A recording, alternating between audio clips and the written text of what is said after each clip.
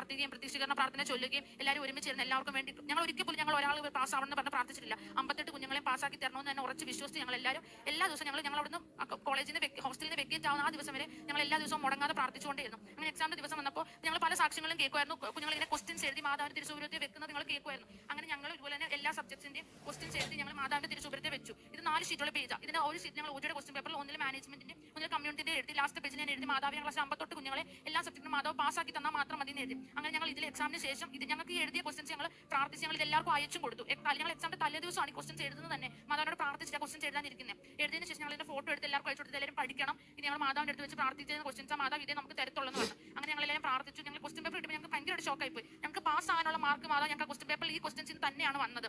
പക്ഷെ എന്നിട്ട് ഞങ്ങൾക്ക് നമുക്ക് കൂടെ സാറ്റിസ്ഫൈ എന്ന രീതിയിൽ ഞങ്ങൾക്ക് എക്സാം എഴുതി പൂർത്തീകരിക്കാൻ പറ്റിയില്ല. അങ്ങനെ ഞങ്ങൾ എക്സാമുകൾ ഞങ്ങൾ എല്ലാവരും ഞങ്ങൾ ഭയങ്കര ഡെസ്പായിട്ട് ഇറങ്ങിയത്.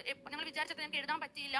അങ്ങനെ ഞങ്ങൾ എക്സാമുകളായിരിക്കുമ്പോഴും ഞങ്ങൾക്ക് 10 to 1 ആണ് എക്സാം. അപ്പോൾ 12:45 ആകുമ്പോൾ ഞങ്ങൾ എക്സാം എഴുതി നിർത്തും. കാരണം ഞങ്ങൾക്ക് മാതാവിന്റെ ഉടമ്പടി കാശുരൂപം വെച്ച് മൊത്തം ബുക്ക്ലെറ്റിൽ ഞങ്ങൾ കുരിശ് വരച്ച് മാതാവിന്റെ വിശുദ്ധ തൈലവും ഉപ്പ് ഞങ്ങൾ കൈ കരുതുമായിരുന്നു എക്സാമിന്.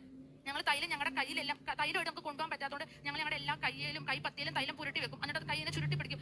എണ്ണ പറ്റി പോവാതെ ഞങ്ങൾ തൈലം സൂക്ഷിക്കാൻ വേണ്ടി ഞങ്ങൾ തൈലം ചുരുട്ടി പിടിച്ച് 12:45 എക്സാം 1 മണിയാകുമ്പോൾ ബെല്ലടിക്കും. 12:45 ഞങ്ങൾ മാതാവിന്റെ ഉപ്പ് ആൻസർ ഷീറ്റിൽ എല്ലാം വിതറുകയും മാതാവിന്റെ തൈലം വെച്ച് കുരിശ് വരച്ചാണ് ഞങ്ങൾ ബുക്ക്ലെറ്റ് കൊടുത്തോണ്ടിരുന്നത്. അങ്ങനെ 3 എക്സാം കഴിഞ്ഞു. പ്രാക്ടിക്കൽ എക്സാംസ് ഞങ്ങൾക്ക് കുറച്ചധികം ടഫ് തന്നെ ആയിരുന്നു. 2 കമ്മ്യൂണിറ്റിയുടെ OGയുടെയും അങ്ങനെ എക്സാമുകളെല്ലാം കഴിഞ്ഞു. അങ്ങനെ ഞങ്ങളുടെ പറഞ്ഞു 2 മാസത്തിനുള്ളിൽ റിസൾട്ട് ഞങ്ങൾ കോളേജെല്ലാം വെക്കേറ്റ് ചെയ്തു. ഞങ്ങൾ എല്ലാം ഇതായി കഴിഞ്ഞപ്പോൾ ഞങ്ങൾ വീട്ടിൽ വന്നതിന് ശേഷം അപ്പോൾ ഞങ്ങൾക്ക് പൊതുവെ അങ്ങനെ ഞങ്ങളുടെ യൂണിവേഴ്സിറ്റി ഞങ്ങളുടെ നേരത്തെ പബ്ലിഷ് ചെയ്യാറില്ല എന്നാണ് റിസൾട്ട് വരുന്നുള്ള ഡേറ്റ്. അങ്ങനെ അപ്പോൾ ഒരു ദിവസം ഒരു തിങ്കളാഴ്ച ആയപ്പോൾ അമ്മ എൻ്റെ അടുത്ത് പറഞ്ഞു നമുക്ക് കൃപാസനത്തിൽ പോയി പ്രാർത്ഥിക്കാം, റിസൾട്ട് ഒക്കെ വരാറായില്ല. അപ്പോൾ ഞാൻ നമുക്ക് പോകാമെന്ന് പറഞ്ഞു. ഞാനും അമ്മയും രാവിലെ വരാൻ വേണ്ടി ഇരുന്നപ്പോഴത്തേക്ക് പല കാരണങ്ങൾ ഞങ്ങൾക്ക് വരാൻ പറ്റില്ല, തടസ്സമായി പോയി. ഞങ്ങൾക്ക് വരാൻ പറ്റും, നമുക്ക് കുഴപ്പമില്ല, നാളെ ആണെങ്കിലും പോയി പ്രാർത്ഥിക്കാം, ഇപ്പോൾ ഉടനെ വരത്തില്ലായിരിക്കും റിസൾട്ട് എന്ന് കരുതിയത്. അങ്ങനെ കറക്റ്റ് ഒരു 2 മണിയൊക്കെ ആയപ്പോഴത്തേക്ക് ഞങ്ങളുടെ ഫാക്കൽറ്റിയുടെ മെസ്സേജ് ആദ്യമായിട്ടാണ് അങ്ങനെ വരുന്നത്. ഒരിക്കലും ഞങ്ങൾക്ക് നേരത്തെ ഞങ്ങൾക്ക് പറയുന്നതല്ല റിസൾട്ട് വരാറായിരുന്നു. 2 മണിയായപ്പോഴത്തേക്ക് ഞങ്ങൾക്ക് മെസ്സേജ് വന്നു, നിങ്ങളുടെ റിസൾട്ട് ഉറപ്പായിട്ടും വരും, വന്നതിന് ശേഷം എല്ലാവരും ഫാക്കൽറ്റീസിനെ അറിയിക്കണം എന്ന് പറഞ്ഞു.